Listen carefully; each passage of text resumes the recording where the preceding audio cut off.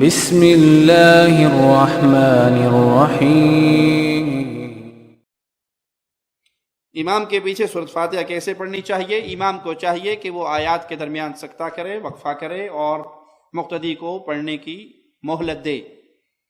اور اگر امام صاحب سپیڈ سے پڑھ رہے ہیں اور ٹائم نہیں دے رہے ہیں تو پھر سیدنا ابو ہریرہ رضی اللہ عنہ سے جب سوال کیا گیا کہ ہم کب پڑھیں تو انہوں نے فتویٰ دیا اقرا بہا فی نفسک، اپنے دل میں اس کے ساتھ ساتھ فاتحہ کو پڑھتے رہیں، کیونکہ فاتحہ کے بغیر نماز نہیں ہوتی۔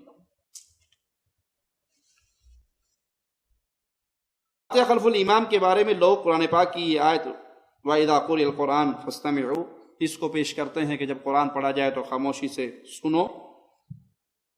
دیکھیے قرآن حکیم رسول اللہ صلی اللہ علیہ وسلم پہ نازل ہوا۔ کس پہ نازل ہوا؟ پیارے حبیب علیہ الصلوۃ والسلام نے۔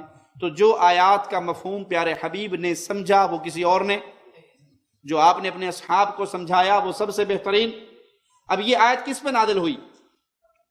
اللہ کے نبی صلی اللہ علیہ وسلم، اور یہ حدیث بھی اللہ کے نبی صلی اللہ علیہ وسلم کی ہے، لا صلاۃ لمن لم یقرأ بفاتحۃ الکتاب، جو فاتحہ نہیں پڑھتا اس کی نماز نہیں ہوتی۔ تو وہ ہمارے لیے وضاحت ہے، مزید کھول کے مسئلہ سمجھا رہی ہے۔ اس آیت کی موجودگی میں پیارے حبیب فرما رہے ہیں جو نماز میں فاتحہ نہیں پڑھتا اس کی نماز نہیں ہوتی، تو اس کو دلیل بنا کے فاتحہ کو نہیں چھوڑا جائے گا۔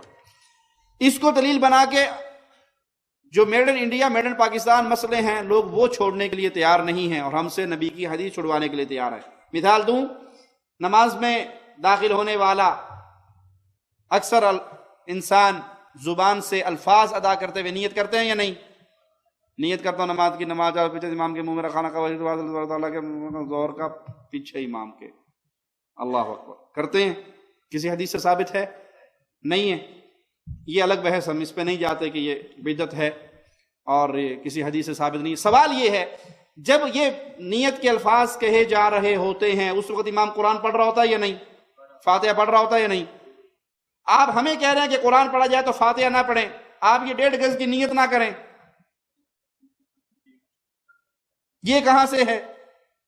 آپ اس آیت کی بنیاد پہ فاتحہ سے روک رہے ہیں، تو اس آیت کی بنیاد پہ اس نیت سے کیوں نہیں رکتے جو کسی حدیث سے ثابت نہیں؟ آگے چلیں، اس آیت کی بنیاد پہ ہمیں فاتحہ سے روکتے ہیں۔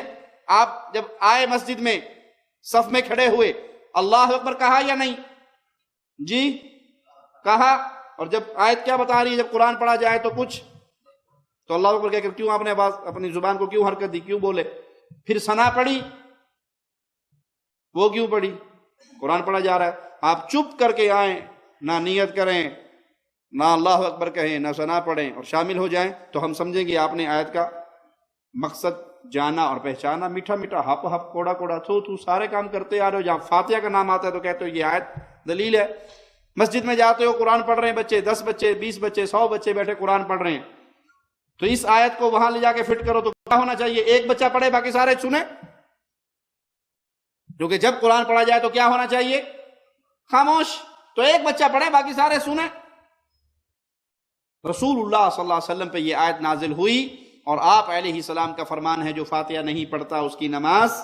آپ نے فجر کی نماز پڑھائی، آپ پہ قرآن پڑھنا مشکل ہو گیا، سلام پھیر کے پوچھا میرے پیچھے کچھ پڑھتے ہو؟ کہا جو آپ پڑھتے ہیں وہ ہم۔ آپ نے فرمایا لا تفعلوا الا بام القرآن، میرے پیچھے کچھ نہ پڑھو سوائے فاتحہ کے۔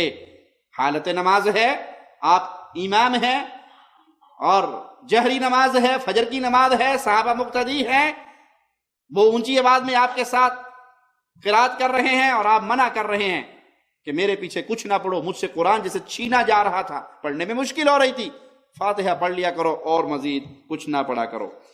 فضائل اعمال پڑھنے والے